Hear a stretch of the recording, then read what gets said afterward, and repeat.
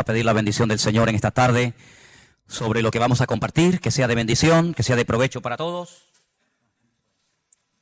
Y vamos a abrir nuestros corazones para que en esta tarde la palabra sea de bendición para todos y para cada uno de nosotros. Señor, te damos gracias, Dios mío, por este privilegio que nos das de poder estar aquí esta tarde, delante de ti, delante de tu palabra. Pedimos que lo que compartamos esta tarde sea de bendición para los hermanos. Que podamos salir de aquí con una palabra fresca, que podamos salir de aquí con la fe robustecida, fortalecida, y que, Señor, podamos disfrutar también de este tiempo de meditación, de escudriñar las Escrituras, así como hemos disfrutado de este tiempo hermoso de alabanza y de adoración. Pedimos que tú dirijas todo, que abras nuestros oídos, que nuestro espíritu esté atento, y te damos gracias porque sabemos que tu palabra siempre habla y siempre edifica. Te damos toda la gloria y la honra en el nombre de Jesús. Amén y amén. Gloria a Dios. Vamos a leer algunas porciones en esta tarde. Se pondrán ahí en la pantalla, Dios mediante. Pero quiero comenzar diciendo, amados hermanos, que como creyentes tenemos que comenzar a desarrollar y a usar más a menudo el discernimiento espiritual. ¿Vale? Cuando uno empieza, no sabe nada, hay que explicar lo que es un capítulo, un versículo, lo que es Antiguo, lo que es Nuevo Testamento, ¿verdad? Hablamos de profetas, de patriarcas, etcétera, y al principio todo pues nos parece algo tan complicado de poder entender y saber los nombres, y si Abraham fue primero, Moisés fue después, si primero fue el exilio, si luego fue el cautiverio, pero todo eso, ustedes lo han podido comprobar, con el tiempo se va aprendiendo y vamos conociendo la palabra. Y yo era de aquellos que el pastor decía, hermano, vamos hoy a leer en Sofonías 4:25, y terminaba el culto y yo no encontraba Sofonías. Yo decía, la Biblia mía tiene que faltarle libro, porque no puede ser que la gente haga ¡prac! Y encuentre, y yo digo. Entonces se me ocurrió de aquella, pues cortar unos papelitos y con cinta así adhesiva los ponía, y entonces pues más o menos cuando decían Sofonías, pues más o menos así, ¿no? Y así que eso al principio a todos nos ha pasado, ¿verdad? Y bueno, cuando decían capítulo, yo digo, cuando dices capítulo, ¿qué es un capítulo? No, es el número grande, me decían. Y el versículo, el chiquito. Bueno, vale, pues ya nos aclaramos, ¿no?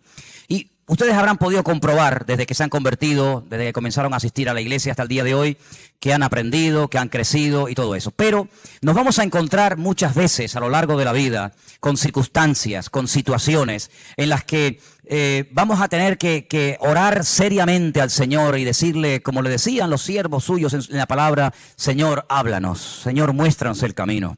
Ilumíname, Señor, si la decisión que estoy tomando es la correcta.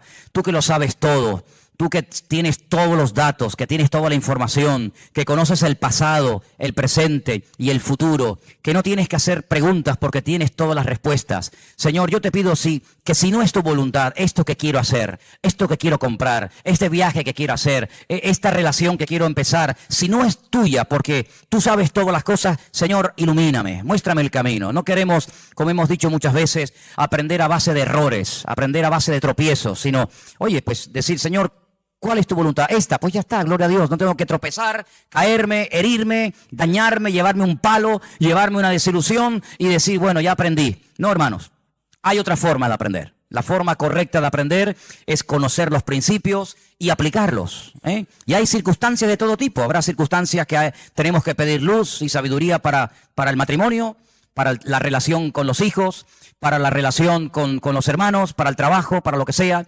Y entonces hay momentos en la vida en los que tenemos que pedir, porque todos y cada uno de nosotros tenemos nuestras vidas, nuestras familias.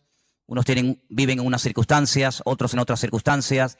Tal vez a algunos les preocupa su futuro, a otros les preocupa su presente, a uno su situación laboral, su aspecto económico, o en fin, tantas y tantas situaciones y circunstancias, ¿verdad?, que podríamos comentar. Entonces tenemos que desarrollar el discernimiento espiritual, conocer la palabra de Dios, saber aplicar lo que hemos leído en momentos puntuales, como por ejemplo este que hemos oído esta tarde, o cualquier otra situación. Y no tenemos que imitar, puede ser que a lo mejor una familia, un hermano, un ministerio haya hecho algo que tú dices, bueno, pero es que yo no lo veo así. Pero es que tú no tienes que imitar ni seguir a nadie, sino tú lo que tienes que hacer es descubrir la voluntad, el propósito, el diseño de Dios para tu vida. Y cada circunstancia es diferente, pero para todos les digo algo, que todos tenemos el mismo Dios. ¿Cuántos dicen amén? A veces hay hermanos que con su buena voluntad, a mí me ha pasado y a ustedes seguramente también, no, tú tienes que hacer esto. Pero no, tú tienes que hacerlo porque yo lo hice.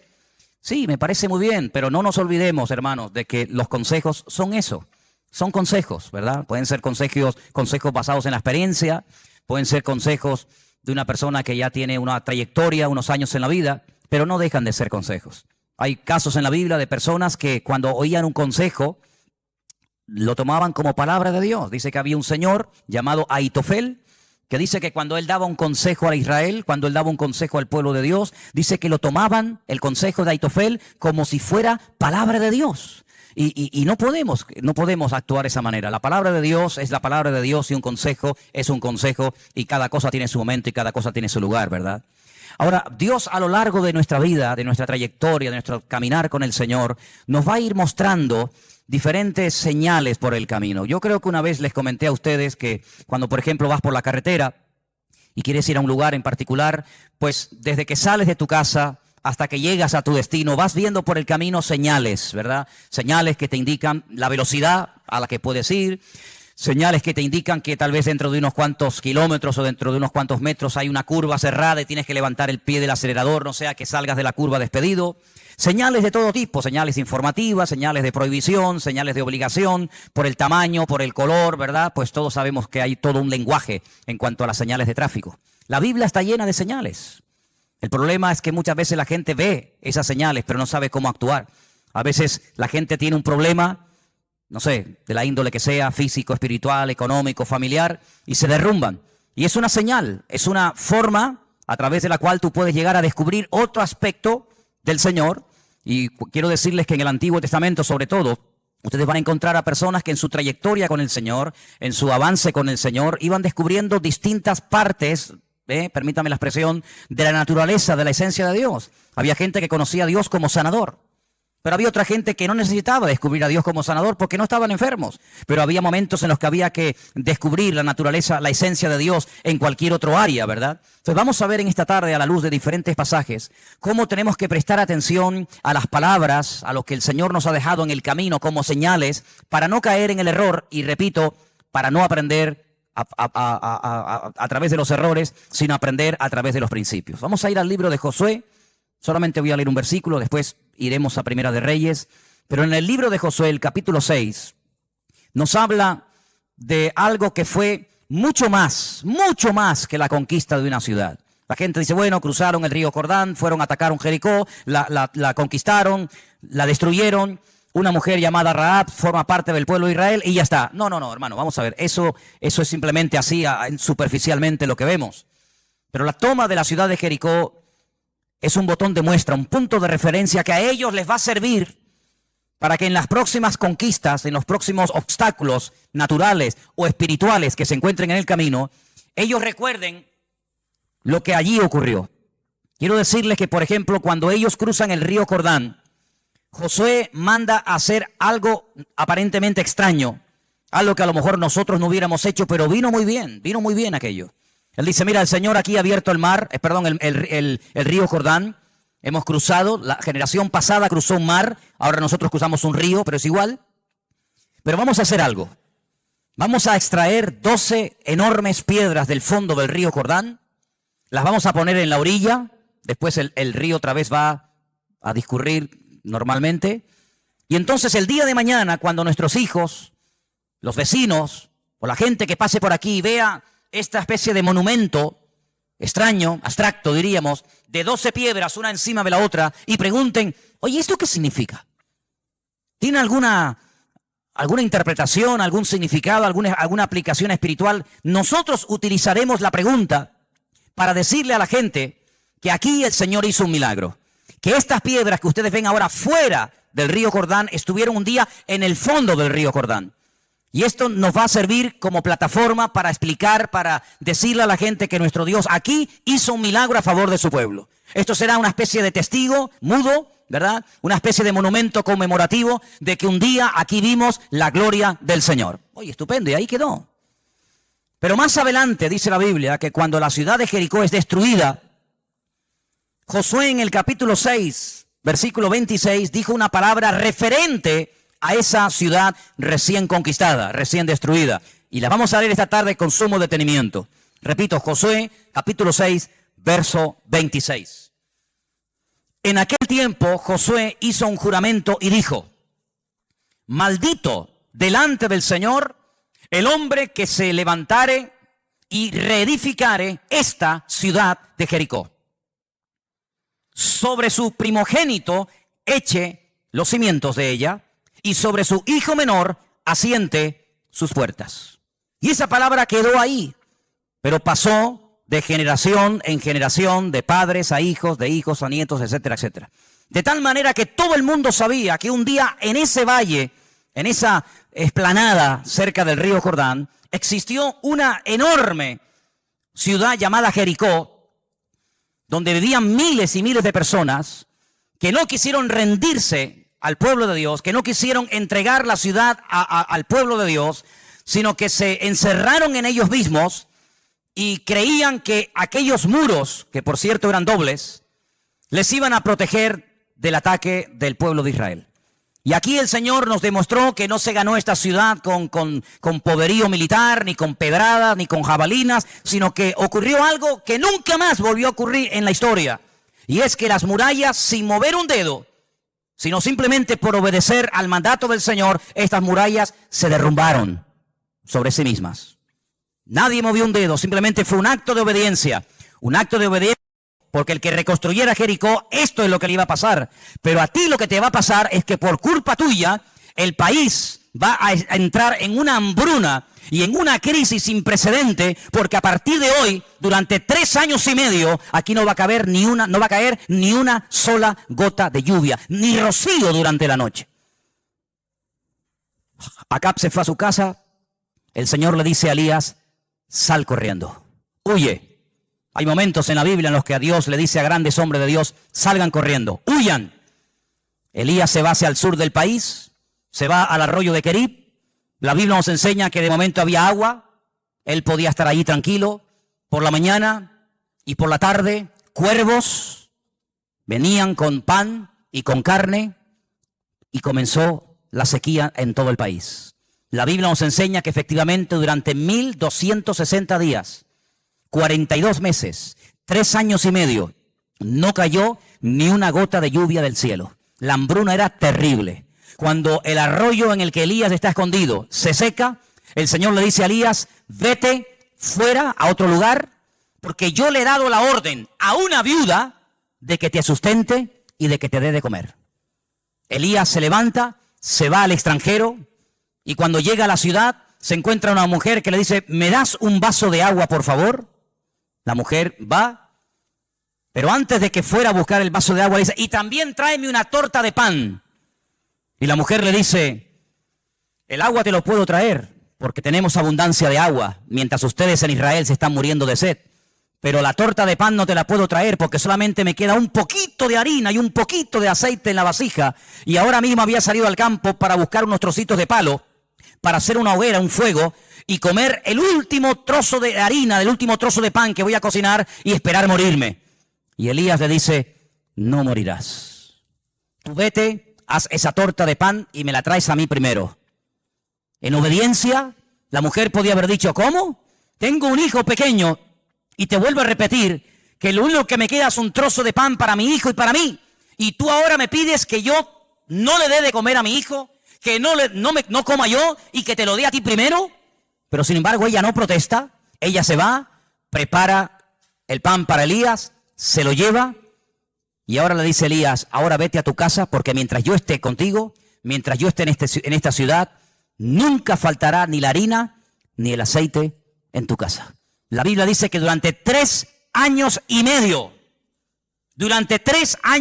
que fue el tiempo que dejó de llover, ni la harina ni el aceite faltó en la casa de la viuda. ¿Cuántos dicen amén? ¿Te imaginas que nos pasara eso?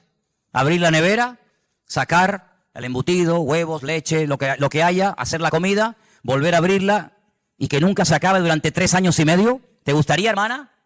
¿Te gustaría no tener que ir al supermercado durante 3 años y medio? Oye, no se me acaba nunca el arroz, no se me acaba nunca los huevos, la carne, la harina, el pescado. Es increíble. ¿Y cuánto tiempo lleva esto? 3 años y medio. 3 años y medio. Y abro la nevera y cada vez está más llena. Eso fue lo que le pasó a la mujer. Pero ¿cuándo comenzó a ocurrir ese milagro en el hogar de esta pobre viuda? Cuando ella le creyó.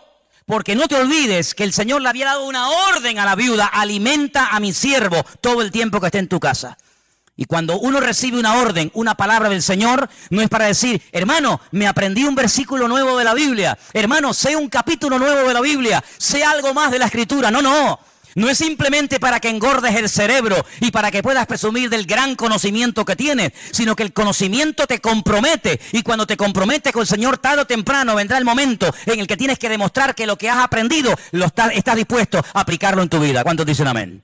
Así que si crees que yo te voy a proveer, esto hay que demostrarlo. Y por eso Elías, que no es un cara dura, permítame la expresión, sino está probando a la mujer, le dice, dame a mí primero. ¿Estás dispuesta a desprenderte de lo único que te queda para darme a mí primero? Otro hubiese dicho, no, lo siento, agua toda la que quieras, pero la comida es para mí y para mi hijo.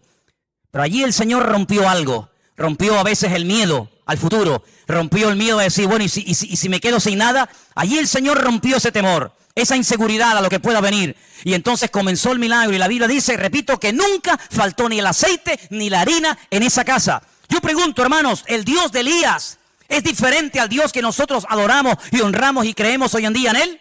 ¿No es el mismo Dios? Pues el mismo Dios que sustentó, el mismo Dios que cuidó, el mismo Dios que guió e hizo milagros por la viuda y por Elías y por todos los siervos suyos a lo largo de la historia, es nuestro Dios. Confiemos en Él, no tengamos ninguna duda, no le demos lugar a la duda, al temor, porque la fe mueve montañas y sin fe es imposible agradar a Dios. ¿Cuántos dicen amén?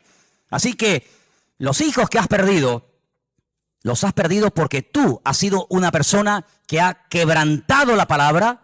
Y cuando una persona va más allá y quiebra la palabra de Dios, amigo, las consecuencias tarde o temprano vendrán. Pero digamos que esta es la parte negativa. No podías construir, no podías reconstruir Jericó porque tu hijo mayor va a morir, porque tu hijo menor va a morir. Esa es, digamos, una cara de la moneda. Pero la otra cara de la moneda la vemos en la casa de la viuda. Cuando le dice, si me das primero a mí y te fías de que yo estoy aquí, nunca faltará harina ni nunca faltará aceite en tu casa. Así que fijaros, hermanos, por desobediencia a lo que se puede perder, pero por obediencia al Señor y por fe en el Señor, todas las cosas que podemos conseguir de gloria en gloria y de victoria en victoria. ¿Cuántos dicen amén? Quiero leer un momentito y voy terminando, porque uno dice, ¿realmente Acab era tan malo? ¿O fue que la mujer con la que se casó lo convirtió en una persona mala? Aquí podríamos hablar, ¿verdad? Largo y tendido. Pero les puedo asegurar que cada uno en la vida tendrá momentos para elegir el tipo de vida que quiere tener. Es curioso que gente que está todo el día hablando de enfermedades y de dolencias, si los observas, su vida es eso, un cúmulo de dolencias y de enfermedades. Y hablan de sus enfermedades como si fueran parientes de su familia. Mi artrosis, mi artritis, mi no sé qué, y es como si fuera un hijo. Mira, te presento a mi hijo artritis, te presento a mi hija cirrosis, te presento a mi cuñado, ¿cómo que mí? No, no es mí. Y cuando una persona elige un estilo de vida, todo lo que conlleva el llevar ese estilo de vida se va a pegar a ti como una lapa. Es interesante notar que dice que los que creen en el Señor, el bien y la misericordia les seguirán todos los días de su vida.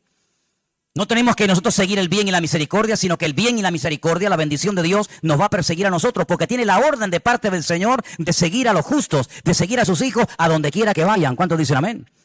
Así que es interesante notar la vida de Acab. Dice, bueno, Acab fue un día un bebé, como este niño que hemos visto esta tarde aquí en la plataforma. Un niño que tuvo que aprender a hablar, un niño que tuvo que aprender a caminar. ¿Por qué salió tan malo este muchacho? ¿Será por la mala influencia de su mujer? Creo que muchas veces es bueno mirar un poco atrás y ver el trasfondo del cual venimos.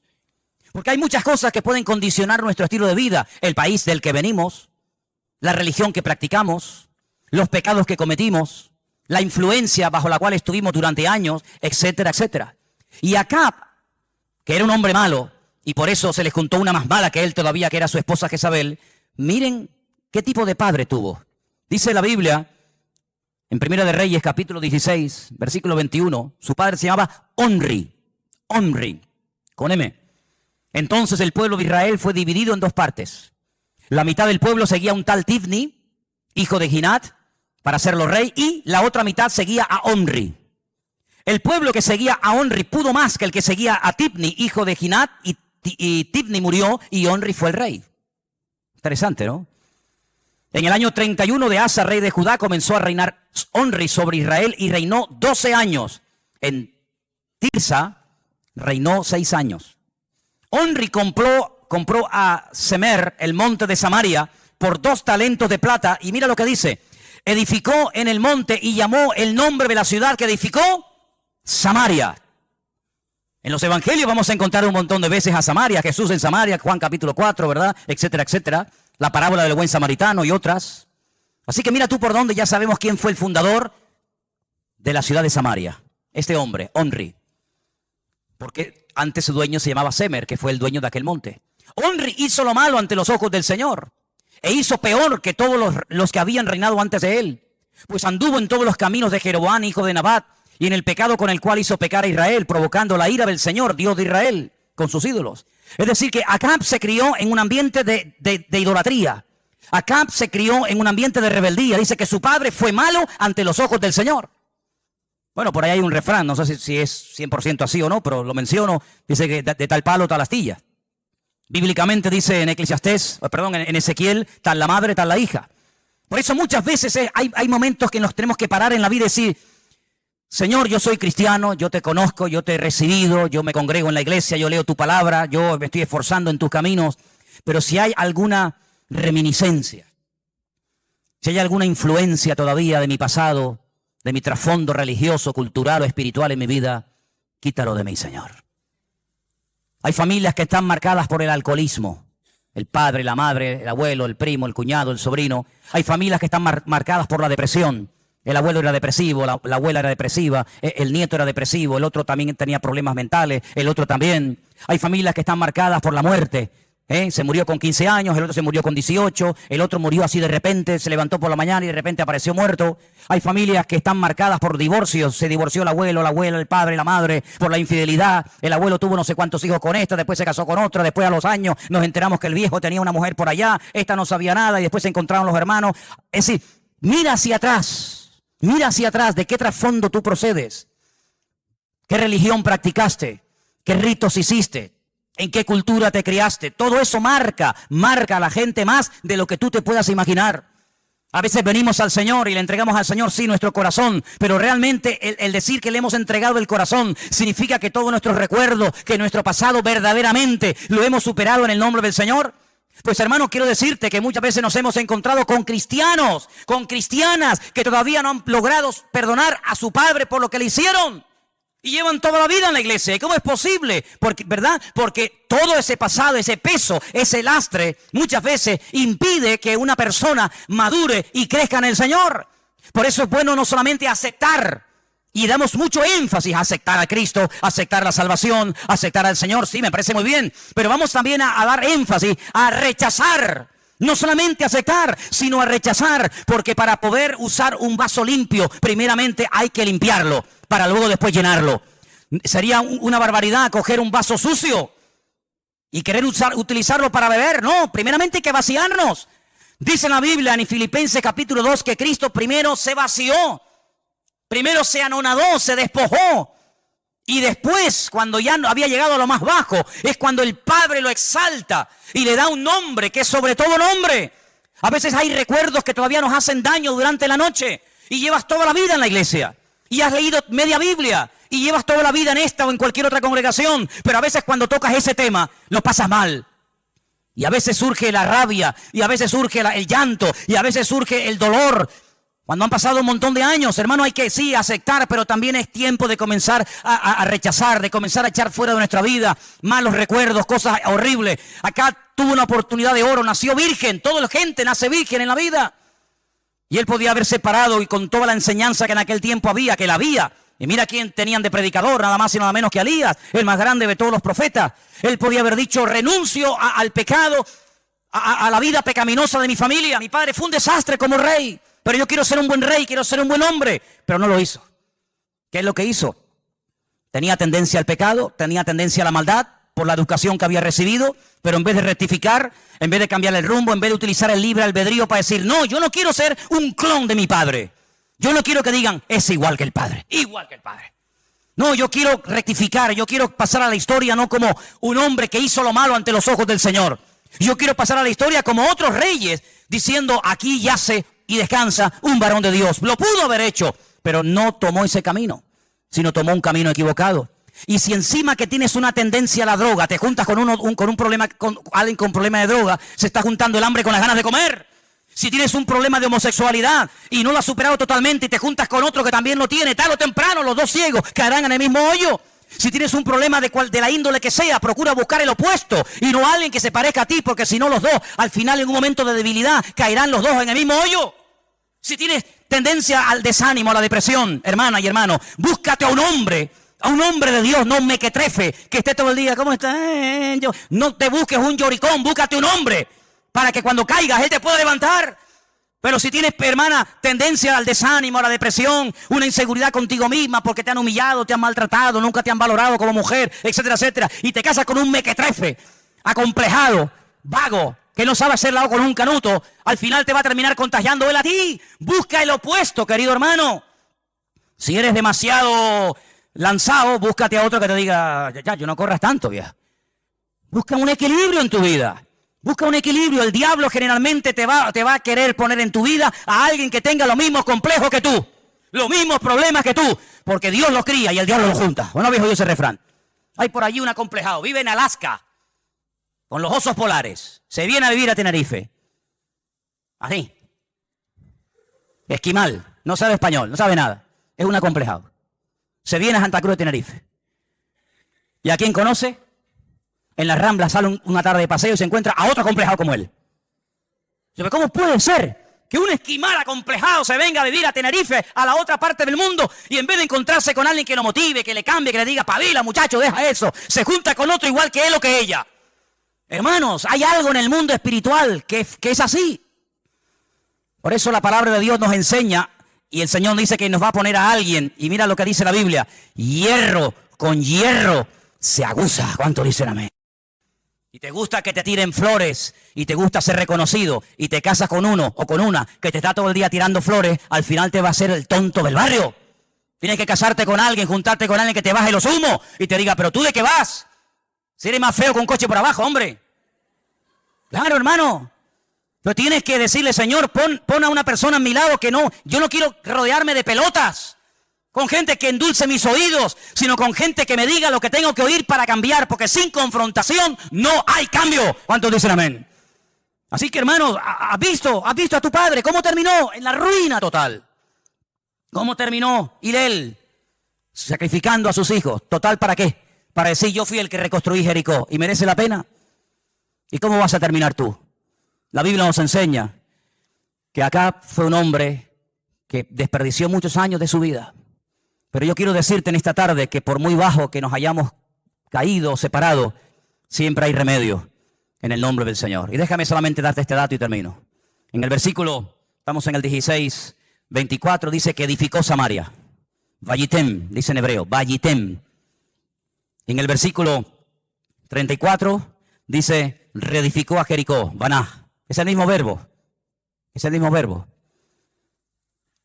Y fíjate que si ves el verbo construir, tiene exactamente las mismas letras que la palabra ben, que significa hijo.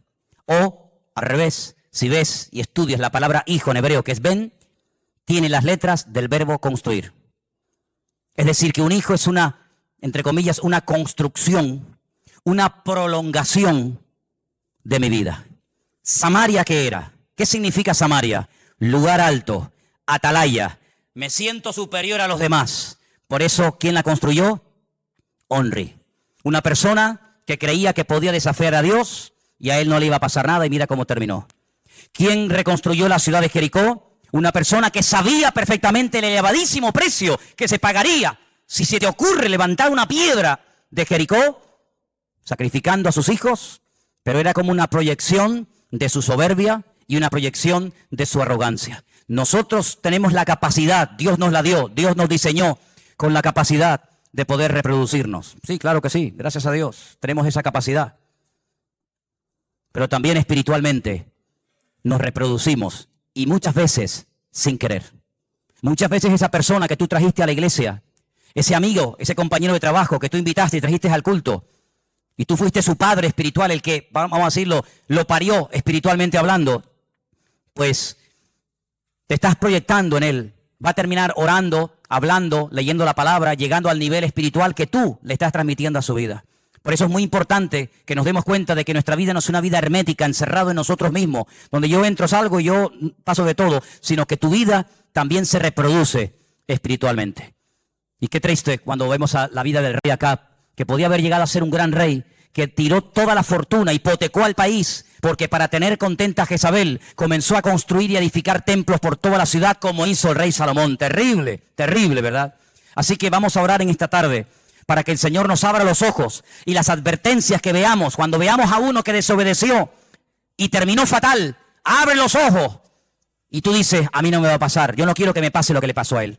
Cuando tú veas a una persona que se apartó de los caminos del Señor y al principio todo bien, no pasaba nada, y volvió otra vez a caer en lo que dice él que había superado, eso para ti es una señal en el camino. Ojo, cuidado, cuidado, este estaba más fuerte que tú, este se congregaba más que tú, este leía más la palabra que tú, este aparentemente era más crecido en el Señor que tú, y mira cómo terminó por separarse de los caminos del Señor. No es para que te desanimes, no es para que diga, va, no merece la pena luchar, salir de este vicio, salir de este antro de problemas. ¿Por qué? Porque este estaba mejor que yo, este hasta predicaba, este llevaba responsabilidad, y mira cómo está, y yo dónde voy. No es para que te vengas abajo, es al contrario, es para decir, pues si este, que aparentemente estaba aquí y mira ahora cómo cayó, yo voy a abrir los ojos para decir, amigo, pues si el grande cayó, yo que soy más pequeño, yo también puedo caer. Entonces eso nos tiene que llevar a la humildad, a decir, Dios mío, dame fuerzas para no imitar al que cayó, sino para imitar al que no cayó. ¿Cuántos dicen amén? Cierra tus ojos, hermano. Anímate en el Señor en esta tarde, ¿sí? Anímate en el Señor. Agradécele al Señor en esta tarde las señales, los consejos, las palabras que te va dando el Señor cada día. Mirando a veces el mal ejemplo de algunas personas para que tú aprendas a no hacer lo mismo. Mirando a veces el buen ejemplo de otras personas para que tú hagas lo que ellos hacen. En la Biblia hay muchos ejemplos. Ejemplos a imitar y ejemplos a no imitar. Vidas que son nuestro punto de referencia. Y vidas que decimos, Señor, ayúdame a no caer en lo que cayó Sansón, en lo que cayó Salomón, en lo que cayó en lo que cayó aquel. Así que tienes que darte cuenta y saber interpretar bien las señales. Darte cuenta de que personas más espirituales y más maduras aparentemente que nosotros se enfriaron y se apartaron de los caminos del Señor. Y te puedo decir por experiencia que cuando un cristiano cae, cae peor que antes de haber conocido a Cristo. El postrer estado viene a ser peor que el primero. Porque para el diablo nuestros hijos, nuestros matrimonios, para el diablo los jóvenes de nuestra congregación, tu marido, tu esposa, serían un precioso trofeo de guerra expuesto en una vitrina diciendo, le vencí, pude con él. Y te lo va a frotar toda la vida por la cara para hacerte sentir culpable. Pero bendito sea el Señor por estas palabras que quiero que escuches atentamente. Mírame, Señor, respóndeme, oh Dios mío. Alumbra mis ojos para que no duerma de muerte, para que no diga mi enemigo, lo vencí. Lo vencí. Mis enemigos se alegrarían si yo resbalara. Escucha bien eso. ¿Cuántos dirían, lo sabía, sabía que caerías, sabía que no aguantarías, sabía que no vivirías en victoria? Mis enemigos se alegrarían, dice el salmista, el rey David, si yo resbalara. Mas yo por tu misericordia he confiado. Mi corazón se alegra en tu salvación y cantaré a mi Señor porque me ha hecho bien. Gracias, Señor, porque hasta aquí tú nos has sostenido. Gracias, mi Señor y mi Rey, porque todas las advertencias, aunque a veces no hemos hecho caso, pero nos hemos levantado y hemos aprendido. Y queremos pedirte en esta tarde que podamos terminar este año 2015 en una rotunda victoria, en una rotunda libertad, en un triunfo que dé honra y gloria al Señor. Y que no diga mi enemigo, el diablo, Satanás, lo vencí, lo derroté. Señor, te damos gracias porque hasta el día de hoy, hasta este día domingo, tú nos has sostenido. Te ruego en el nombre de Jesús que de aquí a los próximos días y semanas, en esta recta final de este año, nuestra vida termine bendecida, nuestro matrimonio termine bendecido, que tú guardes a cada uno de los jóvenes de esta iglesia, los que llevan poquito tiempo, los que llevan muchos años. A todos, Señor, danos fuerzas para que podamos caminar por la vida en victoria y con la bendición del Señor. Bendito seas. Señor, queremos renunciar. Yo te invito a que tú lo hagas ahí también. Y yo, Señor, yo quiero renunciar a todo recuerdo negativo de mi vida. Quiero renunciar a mi trasfondo espiritual o religioso. Quiero renunciar a la señal de identidad, tal vez de mi apellido o de mi familia. Renuncio en el nombre de Jesús a todo lo que no sea del Señor. Costumbres, hábitos, gestos, etcétera, que no vienen de parte de Dios. Renuncio a todo eso y quiero llenarme de costumbres bíblicas. Quiero llenarme de argumentos y de actitudes bíblicas. Y quiero, Señor, en el nombre de Jesús, no parecerme ni a mi padre, ni a mi abuelo, ni a ningún antepasado mío. Quiero parecerme a ti, Señor, mi Dios. Hablando, caminando, pensando y viviendo. Y te pedimos perdón por las veces que no hemos dado la talla, por las veces que hemos caído y tropezado, pero te doy gracias porque infinita es tu misericordia. Para siempre es la misericordia del Señor. Y en esta tarde, Señor, te doy gracias porque soy una nueva criatura en Cristo Jesús, mi Señor. Las cosas viejas pasaron, he aquí todo es hecho nuevo. Bendito seas, mi Señor. A ti la gloria y la honra. Y gracias, Señor, te damos.